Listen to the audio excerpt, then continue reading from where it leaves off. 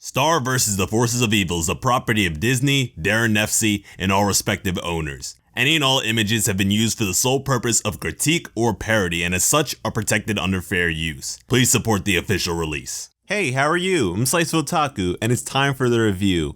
Now at first, this episode of Star vs. the Forces of Evil, Heinous, may not seem like much, but once we dive below the surface level, you get to see so many amazing hints and just little tidbits that we can take away and just expand on. So at the beginning of this episode, we have Miss Heinous and her attendant Gemini coming to Earth in their car with a chainsaw tied to the front of it. And immediately, I have to ask, where did they get this car? Because in all the other dimensions, we have not seen any automobiles that resemble Earth technology. And mind you, they did not drive here. They came through a portal. You can hear it by the audio cue. So yeah, where did they get this car from? And in the back seat, we had the severed arm of Rastakor, the bounty hunter that Miss Heinous dispatched to take out Princess Marco. And her treatment of this severed arm is pretty weird, but also interesting. She has it placed in a child's car seat and also babies it, so she really does care for Rastakor on a mother-to-child level. Anyways, they strap up with the chainsaw and just plow through Marco's house. They just break down the front door, and really that's probably the most direct stance a adversary has ever taken towards Star and Marco, going straight to their house and ready to break things down. That's crazy. But when Miss Heinous meets Mr. and Mrs. Diaz, that offensive stance doesn't really stick around. She goes on to just have a conversation with them and is very civil. But when Marco and Star see the busted down door, they go into tactical mode, which was pretty interesting to me. They actually devised a rather simplistic plan, but a plan nonetheless. They were ready to flank around the back and come through the front. I really like the combative chemistry these two have. When it comes to a fight, they, for the most part, always have each other's backs, and it's very present with this little instance. They kind of just read each other like a book and know exactly what they need to do, which is cool. Together, they manage to pin both Miss Heinous and her attendant, but Mr. and Mrs. Diaz tell them to stop. Miss Heinous then goes on to giving an entire story as to how Princess Marco ruined her life. Apparently, St. Olga's reform school has never been the same since Princess Marco sprung her revolution, and I just love when these worldly events take place outside of our vision as the viewer. By now, we know that Star's rebellious nature and how she conducts herself as a princess has generated her actual following of monsters. Influence is power. And by sparking a revolution, Marco has influenced countless princesses belonging to countless royal families across countless dimensions. And this influence is even bridging onto different generations. The next generation of princesses is being brought up with the story of Princess Marco, the renegade princess that changed everything. It's sort of reminiscent of Katniss from the Hunger Games. Now, this is all nice and grand, but moving on to the part that had me like ready to go crazy. I was hyped for this episode at this point where they began to talk about Rastakor and the fact that he is part lizard and that his body is going to reform from that point, just from his arm alone. And this is a trait that Toffee shares. And what do we have in Star's room? Toffee's finger. And I always had this thought that Toffee would reform from there, but I didn't really have much to go off of besides his past regeneration. I didn't know the extent of it.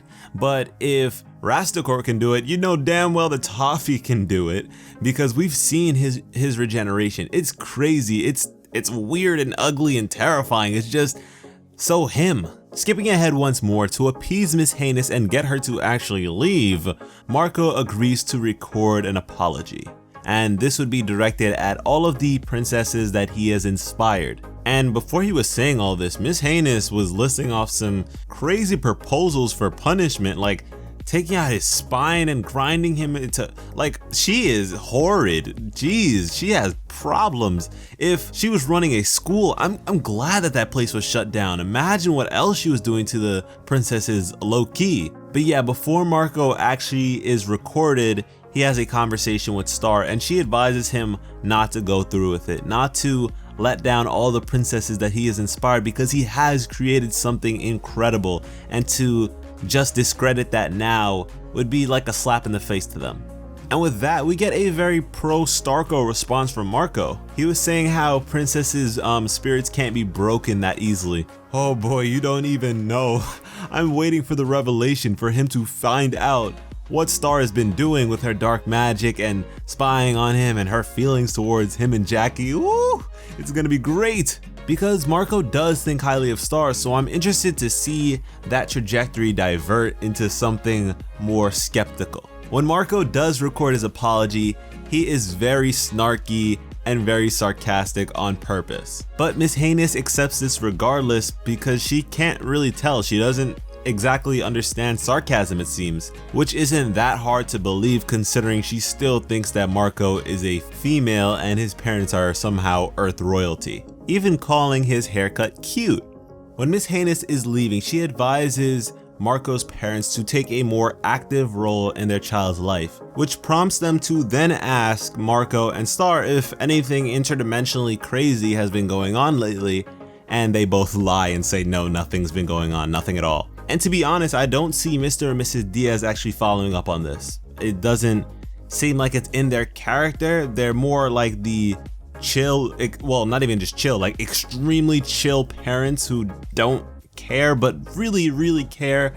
They're oddballs, they're weird, they're cartoon characters. But yeah, if they do decide to play a more active role in Star and Marco's lives, I'm curious how that would go about, how that would work. But at the very butt end of the episode, we get to see Miss Heinous and her attendant. I say her attendant because I don't remember this man's name that well.